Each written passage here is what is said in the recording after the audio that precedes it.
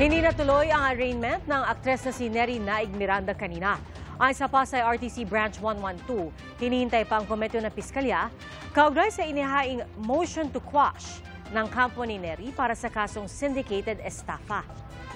Naka-confine ngayon ang aktres sa isang ospital para sa kanyang medical evaluation at nakatagdang ibalik sa Pasay City Jail Female Dormitory bukas.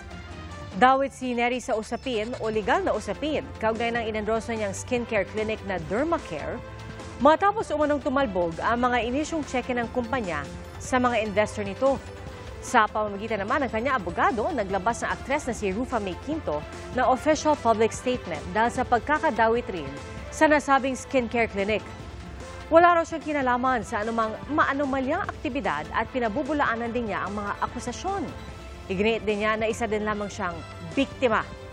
Bagamat nalulungkot, nananatili raw siyang matatag at nagtitiwala na ang katotohanan pa rin ang mananaig kalaunan. Makikipagtulungan din daw siya sa mga otoridad at haharapin ang issue sa tamang legal na paraan.